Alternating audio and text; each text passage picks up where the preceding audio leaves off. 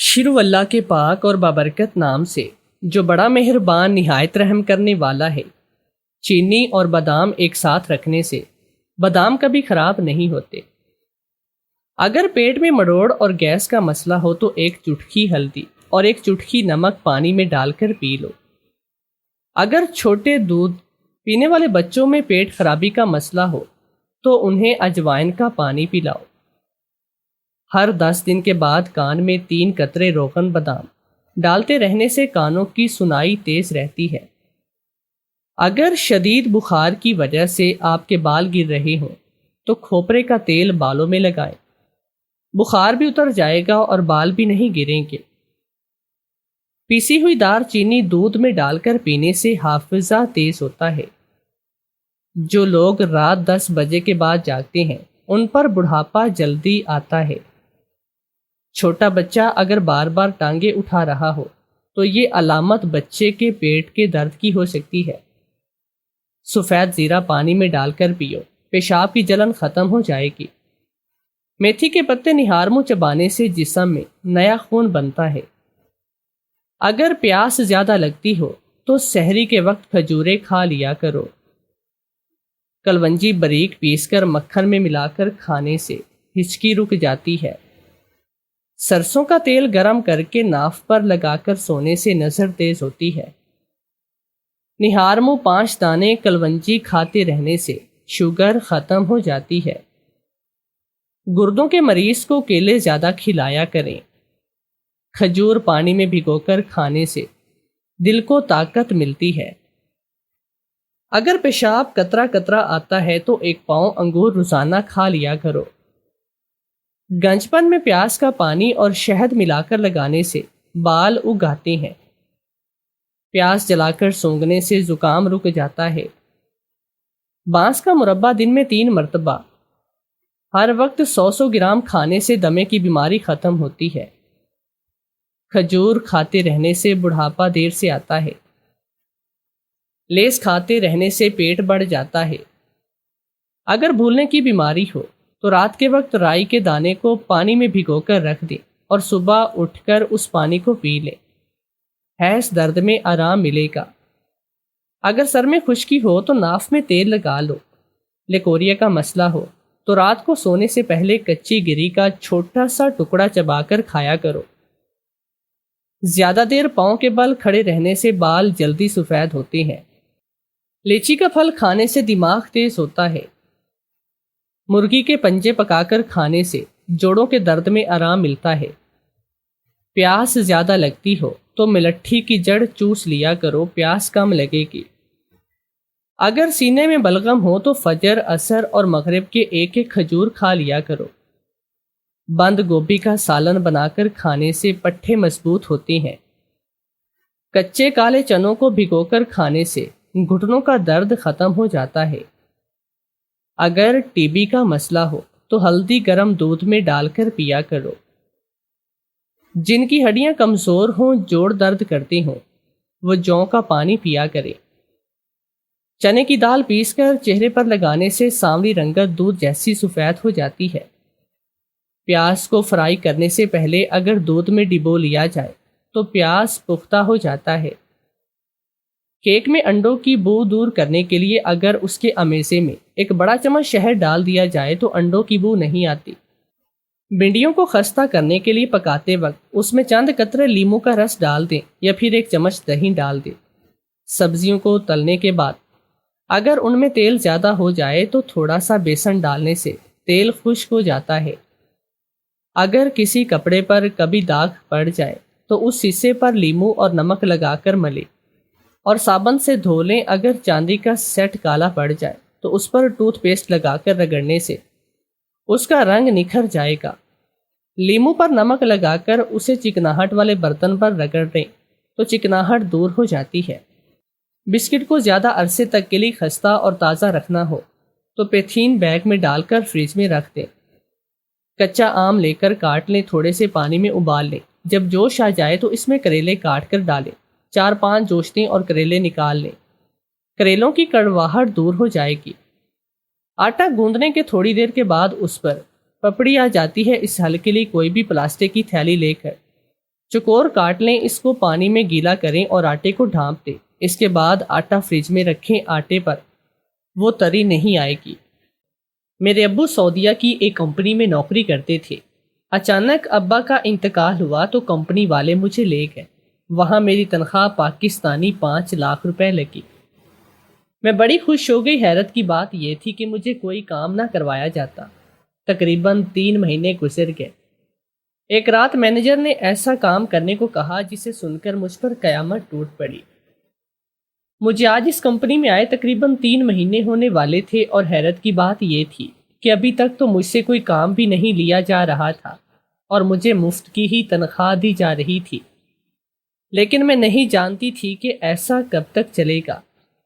وہ مجھے یوں ہی فارغ ہی تنخواہ دیتے رہے۔ مینیجر نے کہا تھا کہ ان کی کمپنی کا اصول ہے کہ نئے آنے والے کو 3 مہینے صرف کام سمجھنے کا موقع دیا جاتا ہے اور ان سے کوئی کام نہیں کروایا جاتا۔ لہٰذا مجھے بھی کوئی کام نہیں دیا جاتا اور میں فارغ رہتی تھی۔ ایک دن کی بات ہے کہ میں یوں ہی فارغ ادھر ادھر گھوم پھر رہی تھی جب مجھے پاکستان سے میرے منگیتر کی کال آئی۔ وہ مجھ سے حال احوال کے بعد پوچھنے لگا کہ ہاں یہ بتاؤ کہ تمہاری نوکری ابھی بھی لگی ہے یا نہیں؟ تو میں نے کہا نہیں، ابھی تک تو میں فارغ ہی ہوں۔ مینیجر صاحب بہت اچھے ہیں اور مجھے ہر مہینے کا 5 لاکھ یوں ہی دے رہی ہیں۔ وہ میری بات سن کر چونک گیا اور کہنے لگا، 3 مہینے ہو گئے اور تمہیں ابھی تک انہوں نے کام نہیں دیا اور مفت کا 5 لاکھ ہر مہینے دے رہی ہیں؟ تو یہ بات کچھ مشکوک سی ہے۔ مجھے تمہارے وہ مینیجر صاحب کچھ ٹھیک آدمی نہیں لگ رہے۔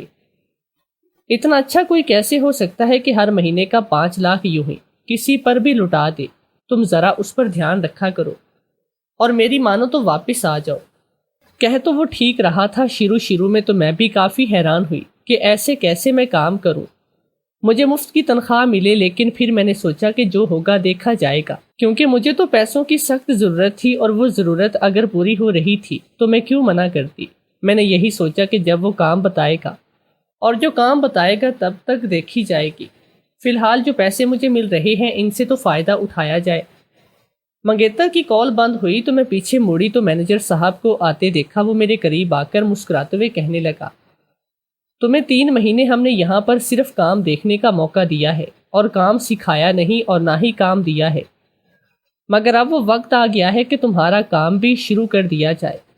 میں نے جوش سے کہا کہ میں نے 3 مہینوں میں دیکھ لیا ہے کہ یہاں پر کیا کام کیا جاتا ہے اور کس طرح سے۔ میں کام کرنے کے لیے تیار ہوں۔ تو عجیب سے انداز میں کہنے لگا کہ کام تو تم کرو گی مگر یہ والا کام نہیں، تمہیں الگ کام دیا جائے گا۔ میں چونک کر بولی، تو پھر کیسا کام؟ کہنے لگا، وہ تمہیں رات کو بتایا جائے گا۔ رات 8 بجے ایک میٹنگ ہے کمپنی کے ڈائریکٹر کی، اس میٹنگ میں تمہیں بھی آنا ہوگا۔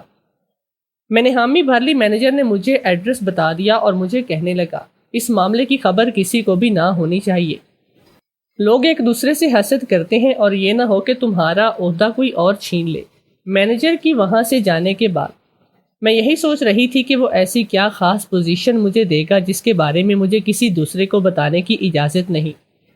مینیجر کے جانے کے بعد وہاں پر ایک عورت آئی۔ وہ 30 برس کی تھی، ایک خوبصورت عورت تھی اور مینیجر کی بیوی تھی۔ میرے پاس آ کر وہ مشکوک انداز میں مجھے گھورتے ہوئے پوچھنے لگی کہ یہ ابھی تم سے کیا کہہ رہے تھے؟ میں نے بات کو ٹالتے ہوئے کہا، کچھ نہیں، وہ کام کے بارے میں مجھے بتا رہے تھے کہ بہت جلد مجھے بھی کام پر لگا دیا جائے گا۔ وہ تو ہنستے ہوئے کہنے لگی کہ میں جانتی ہوں کہ تمہیں وہ کس کام پر لگائے گا، لیکن تم منع کر دینا کیونکہ تم اس ٹائپ کی لڑکی نہیں ہو۔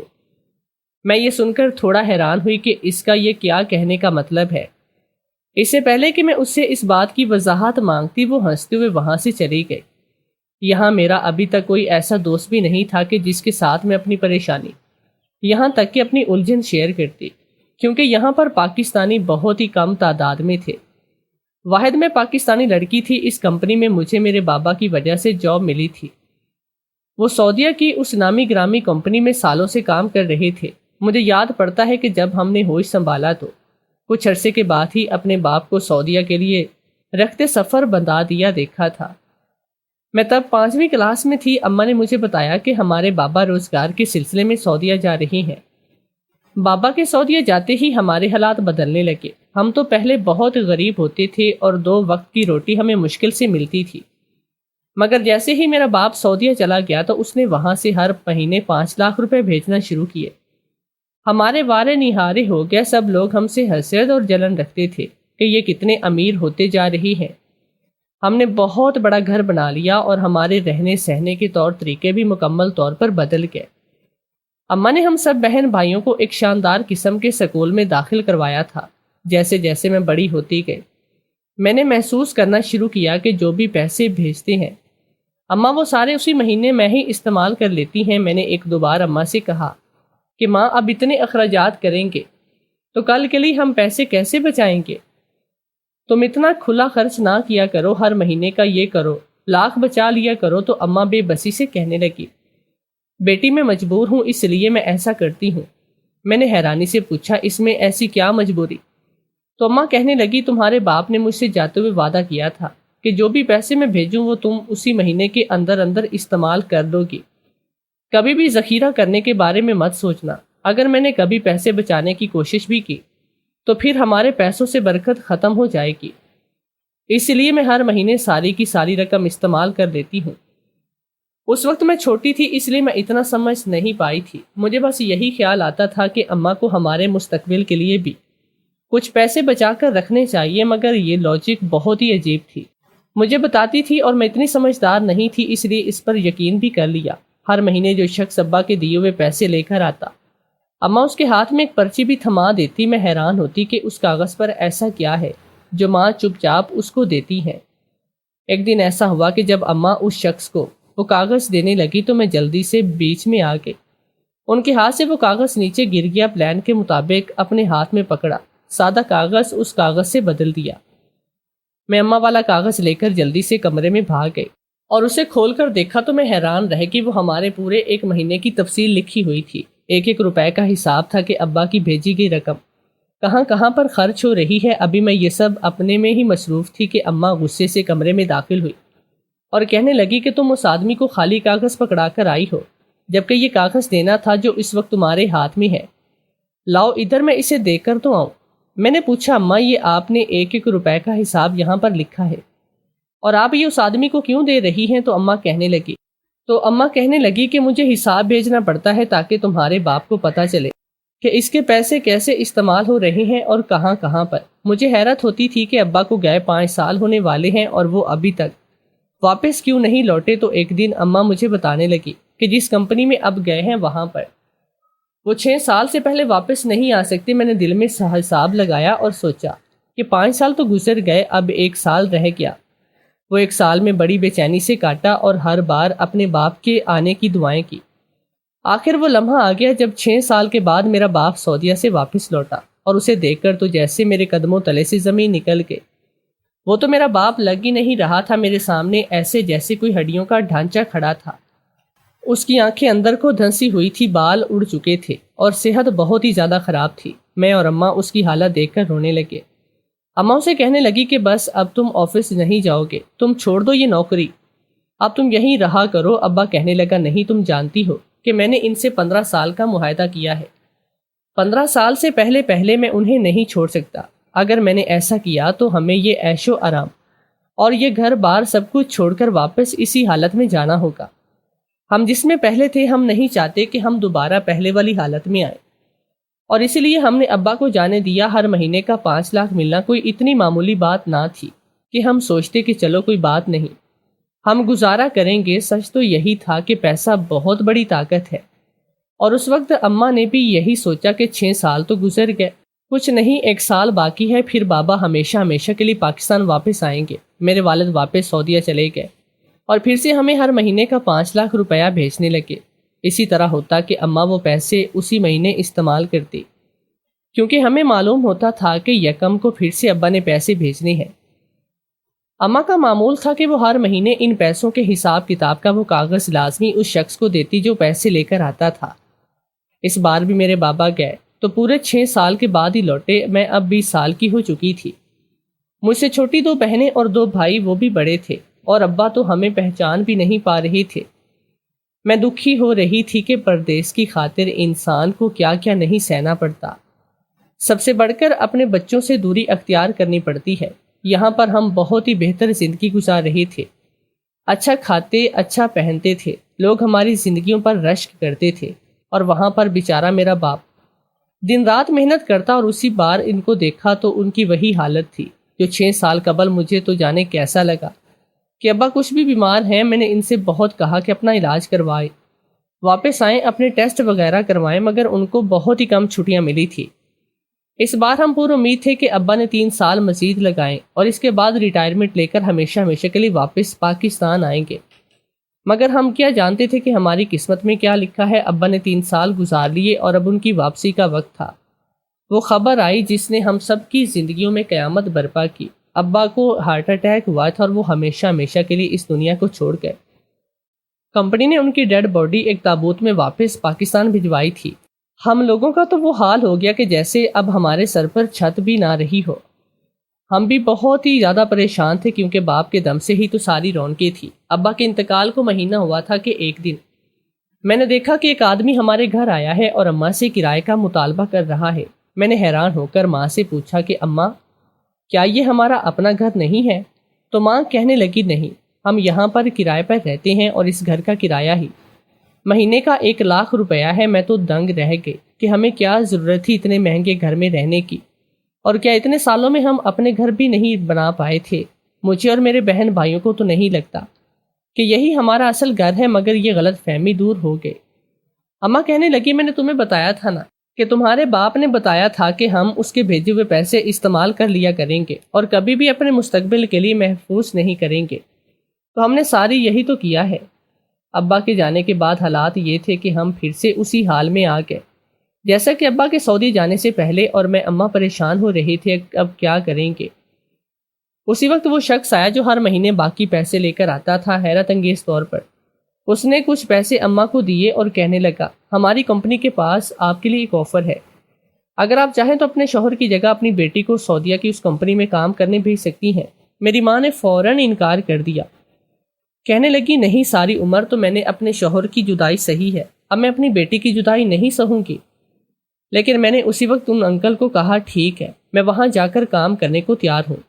اس شخص کے جانے کے بعد اماں مجھے کہنے لگی کہ تمہارے منگیتر کو پتہ چلا تو وہ برا مانے گا۔ کچھ عرصہ پہلے میری خالہ کے بیٹے سے منگنی ہوئی تھی اور یہ ہم دونوں کی پسند سے ہوا تھا، لیکن میں کسی کی بات سنے بغیر سعودیہ میں آ کر اس کمپنی میں اپنے باپ کی جگہ پر آ گئے۔ یہاں 3 مہینے تو میرے اچھے خاصے گزر گئے۔ اب لگتا تھا کہ مجھے بھی کام کرنا پڑے گا، اور میرے کام کی نوعیت کیا تھی اب یہ تو مجھے رات 8 بجے اس ایڈریس پر جا کر پتہ چلنا تھا۔ مجھے مینیجر نے کہا تھا، میں نے رات 8 بجے اس عالیشان ہوٹل میں پہنچ گئے جہاں مینیجر کے ساتھ 4 اور سوٹ بوٹ افراد موجود تھے۔ اس مینیجر نے مجھے دیکھا تو اشارے سے مجھے اپنے ساتھ آنے کو کہا تھا اور مجھے ایک کونے میں لے جا کر کہنے لگا میں تمہیں بتاتا ہوں کہ آج سے تمہارا کام کیا ہے، لیکن تم مجھ سے وعدہ کرو کہ تم سن کر کوئی ریئیکٹ نہیں کرو گی اور نہ ہی یہاں پر تم شور مچاؤ گی۔ میں تھوڑا حیران ہوئی کہ ایسا بھی کیا کام۔ مینیجر نے مجھے کہا کہ میں تو آج کی رات ان چاروں کے ساتھ۔ ابھی اس نے اتنا کہا تھا کہ میرے ہوش اڑ گئے اور میرا چہرہ غصے سے لال ہو گیا۔ اس سے پہلے کہ میں اسے کچھ غلط کہتی یا اس کے چہرے پر تھپڑ رسید کرتی، وہ جلدی سے بولا میری پوری بات سن لو، تم نے کیا کرنا ہے ان چاروں کے ساتھ؟ تمہارے باپ نے ساری عمر کام کیا ہے اور اب اپنے باپ کی جگہ تمہیں بھی ان کے ساتھ کام کرنا ہے۔ ان کی شرط یہی ہے کہ یہ ہر مہینے تمہاری 5 لاکھ تنخواہ تمہارے گھر بھیج دیا کریں گے، لیکن شرط وہی ہوگی جو تنخواہ ہر مہینے تمہارے گھر والے استعمال کیا کریں گے اور اپنے لیے کچھ بھی محفوظ نہیں کریں گے۔ ہمارا باپ بھی یہی کرتا اور اب تمہیں بھی یہی کرنا ہوگا۔ میں نے کہا ٹھیک ہے، میں تیار ہوں۔ مینیجر کہنے لگا ٹھیک ہے، اب جو تم نے بات کرنی ہے وہ تم ان کے ساتھ خود کرو، میں گھر جا رہا ہوں۔ وہ مجھے ان آدمیوں کے پاس اکیلا چھوڑ کر اپنے گھر کو چلا گیا۔ میں نے اس وجہ سے حامی نہیں بھری تھی کہ میرا باپ بھی یہی کرتا تھا تو اب میں بھی یہی کروں گی، بلکہ میں نے تو اس راز تک پہنچنے کے لیے حامی بھری تھی کہ آخر ان لوگوں نے ایسی شرط کیوں رکھی تھی کہ جو کوئی بھی کام کرے گا اس کے گھر والے وہ تنخواہ اسی مہینے استعمال کریں گے اور اپنے مستقبل کے لیے کچھ بھی محفوظ نہیں کریں گے۔ اس پوری رات میں ان لوگوں کے ساتھ اس ہوٹل کے ڈرائنگ ایریا میں بیٹھی رہی، لیکن پرانے کی بات یہ تھی کہ وہ چاہ رہا ہوں صرف آپس میں ہی بات کر رہے تھے۔ شاید وہ کوئی ایسی زبان بول رہے تھے جو میں نہیں جانتی تھی اور میں چپ چاپ وہاں بیٹھی بور ہوتی رہی۔ مینیجر نے کہا تھا کہ یہ میری ڈیوٹی ہے کہ میں ہر وقت ان کے ساتھ رہوں۔ رات کے 12 بجے ان میں سے ایک شخص نے مجھے اشارہ کیا تو دوسرے نے مجھے ایک بڑا سا شاپر دیا جس کے اندر چھوٹی چھوٹی سی چاکلیٹ تھی۔ وہ مجھے کہنے لگا کہ جس ہاسٹل میں تم رہتی ہو وہاں پر جا کر یہ بانٹ دینا۔ یہ کہہ کر وہ سب وہاں سے چلے گئے اور مہربان ہوتے ہی اپنے ہاؤس میں واپس آ گئے۔ اگلے دن میں نے سوچا کہ میں اتنے سارے پیسوں کا کیا کروں گی۔ رات کو فون آیا اور مجھے بتا دیا کہ مجھے ان پیسوں کا کیا کرنا ہے، تو میں نے ان کے کہنے کے مطابق وہ سارے پیسے اپنے ہاسٹل میں موجود ساری لڑکیوں میں بانٹ دیے۔ اگلے دن 11 بجے پھر سے مجھے انہی لوگوں کی کال آئی۔ اس بار ملاقات ایک کلب میں ہوئی تھی اور ان لوگوں نے مجھے کہا تھا کہ میں آتے ہوئے اپنا سارا سامان سمیٹ کر لے آؤں کیونکہ وہ مجھے کسی اور ہاسٹل میں چھوڑیں گے۔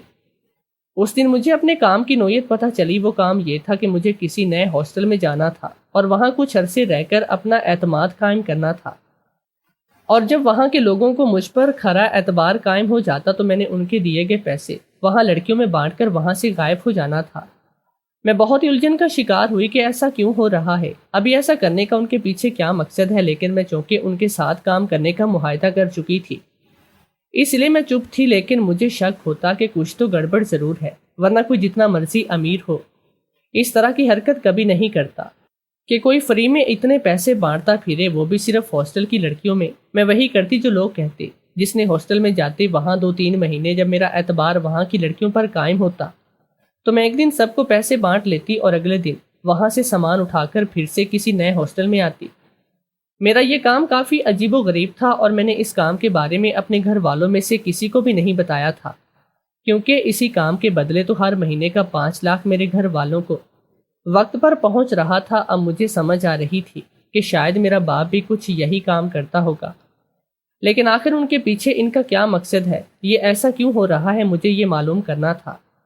ویسے تو میں نے ان سے پوچھنے کی کئی بار کوشش کی، لیکن مجھے انہوں نے کبھی کوئی جواب نہیں دیا، تو مجھے خود ہی معلوم کرنا تھا کہ سارے معاملے کے پیچھے اصل وجہ کیا ہے۔ اس بار جب انہوں نے مجھے ڈھیر سارے پیسے تھمائے اور کہا کہ کل یہ پیسے وہاں کی لڑکیوں میں بانٹ کر تم فوراً سے نکال آنا، تو میں نے سوچ لیا کہ مجھے کیا کرنا ہے۔ میں نے وہ پیسے اگلے دن وہاں موجود ساری لڑکیوں میں بانٹ دیے، لیکن میں خود وہاں سے نہیں نکلی، بلکہ میں وہیں پر ایک جگہ چھپ گئی تاکہ دیکھ سکوں کہ میرے جانے کے بعد ایک اور ہاسٹل میں ہوتا کیا ہے۔ کچھ دیر کے بعد اچانک ساری لڑکیوں کو بے ہوش ہوتے دیکھا تو میرے ہاتھ پاؤں پھول گئے اور میرے پیروں تلے سے زمین نکل گئی۔ 15 منٹ کے اندر ہی اندر وہ ساری لڑکیاں بے ہوش ہو چکی تھی۔ میں نے وہاں اپنی کمپنی کو مینیجر کو کچھ آدمیوں کے ساتھ آتے دیکھا جنہوں نے ان لڑکیوں کو رسیوں سے باندھنا شروع کیا، اور اس کے ساتھ جو آدمی آئے تھے انہوں نے ان لڑکیوں کے ساتھ غیر مناسب سے انداز میں تصویریں کھنچوانا شروع کی۔ یہ سب دیکھ کر تو میرے حواس فنا ہوئے اور میں اسی وقت لرزتے ہاتھوں سے پولیس کو کال ملائی اور خود وہاں سے فرار ہوئی۔ اس وقت میرے پاس کچھ پیسے تھے، میں نے فوراً ٹکٹ لی اور ایئرپورٹ سے پاکستان کی فلائٹ پکڑ لی۔ گھر آتے ہی میں نے اماں کو سامان سمیٹنے کا کہا اور ہم کچھ عرصے کے لیے روح پوش ہو گئے۔ کچھ دنوں کے بعد میں نے سعودی عرب کی خبریں کھولی تو مجھے ساری حقیقت کا پتہ چلا۔ وہ ایک بلیک میلرز کا گروہ تھا جو غیر ملکیوں کو اپنے دام میں اس طرح پھنسا لیتا کہ وہ ان کے چکر سے نکل نہیں پاتے۔ جو پیسے میں ہاسٹل کی ان لڑکیوں کو دیتی اصل میں ان پر بے ہوشی کی دوا لگی ہوتی، لیکن چونکہ میں نے ان کی ہدایت کے مطابق ماسک اور دستانے پہن رکھے تھے تو مجھ پر اثر نہیں ہوا۔ میرے جانے کے بعد اس کے ساتھی آتے اور ان لڑکیوں کے ساتھ غیر مناسب تصویریں بنا کر بعد میں ان لڑکیوں کو بلیک میل کرتے اور پیسے بٹورتے۔ یہ کام ان کا پچھلے کئی سالوں سے جاری تھا اور اس کے علاوہ کافی طریقوں سے لوگ ان کے لیے کام کرتے تھے، لیکن ان میں سے کبھی کسی نے سچ جاننے کی اور پولیس کو کال کرنے کی ہمت نہ کی۔ وہ اپنے ساتھ کام کرنے والوں کو اس طرح سے گھیرتے کہ اس کے پاس بچاؤ کا کوئی راستہ نہیں ہوتا، کیونکہ یہاں گھر والوں پر ان کی نظر ہوتی کہ وہ مالی طور پر مضبوط ہونا چاہتی ہیں۔ ابا بھی کچھ اسی طرح کے کام میں ملوث تھے اور ان لوگوں کے غیر قانونی طور پر بارڈر پار کر کے دوسرے ممالک میں جا کر وہاں کام کرتے تھے۔ اس بار ان لڑکیوں کے ہاسٹلز میں واردات کرنی تھی، اس لیے انہوں نے ابا کے مرنے کا فائدہ اٹھایا اور مجھے یہاں بلایا، لیکن شکر تھا کہ میری وقت پر آنکھیں کھل گئی اور وہ پورا کا پورا گروہ پکڑا گیا۔ اگرچہ ہم پھر سے صفر پر آ چکے تھے، مگر میں پر رزم تھی کہ حق حلال کی کمائی اور محنت سے اپنے حالات بدلوں گی۔